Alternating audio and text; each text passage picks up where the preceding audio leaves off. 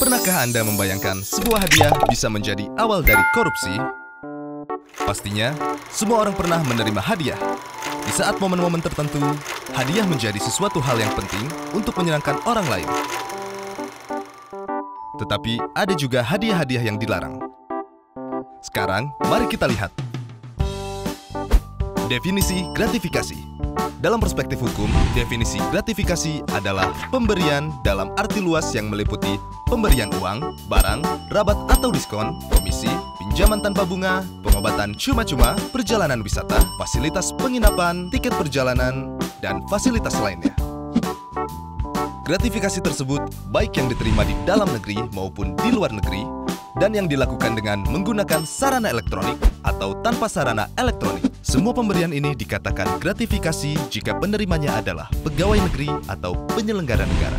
Bagaimana gratifikasi ini menjadi awal dari korupsi? Pegawai negeri atau penyelenggara negara terkadang menerima pemberian atau hadiah dari rekanan, teman, kenalan yang terdapat konflik kepentingan, baik pada saat pelayanan, terhadap kepentingan publik, ataupun karena melihat kedudukan atau kewenangan yang melekat pada jabatan. Untuk itulah, diatur peraturan terkait gratifikasi.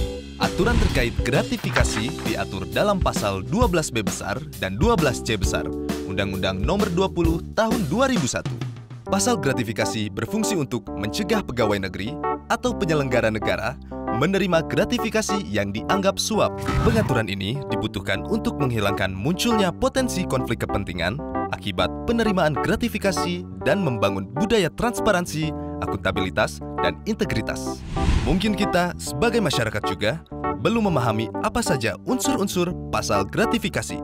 Lalu, apa sajakah unsur yang terdapat dalam pasal 12B besar dan 12C besar? Adanya penerimaan gratifikasi. Penerima gratifikasi adalah pegawai negeri dan penyelenggara negara.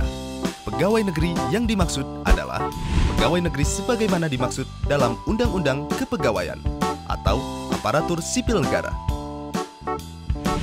Pegawai negeri sebagaimana dimaksud dalam Pasal 92 KUHP, pemangku jabatan atau amtenar.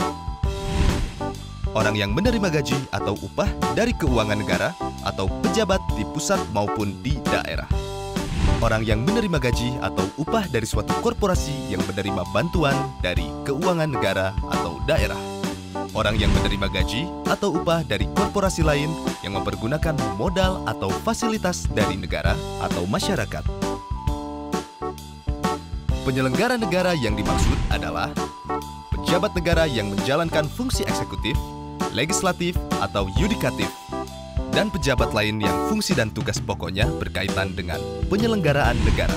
Gratifikasi yang dianggap suap. Gratifikasi diperoleh dari pihak yang berhubungan jabatan dengan penerima, dan penerimaan gratifikasi tersebut bertentangan dengan kewajiban atau tugas penerima. Gratifikasi yang diterima tersebut tidak dilaporkan kepada KPK dalam jangka waktu 30 hari kerja sejak tanggal gratifikasi diterima.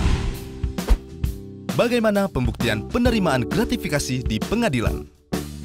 Misalnya, pejabat negara menerima gratifikasi yang nilainya 10 juta rupiah atau lebih. Maka, pembuktian gratifikasi tersebut bukan merupakan suap dilakukan oleh penerima gratifikasi. Yang berikutnya, pejabat negara menerima gratifikasi yang nilainya kurang dari 10 juta, maka pembuktian gratifikasi dianggap suap dilakukan oleh penuntut umum. Lalu, apakah ada sanksi untuk penerima gratifikasi? Jawabannya, ya.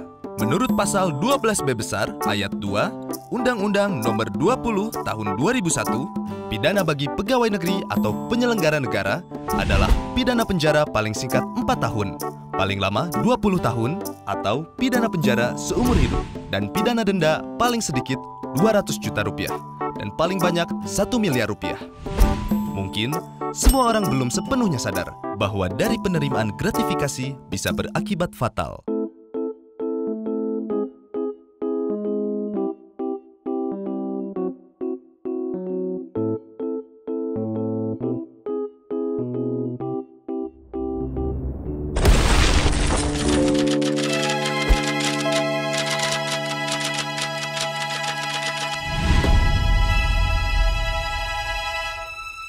Yuk tolak gratifikasi ilegal.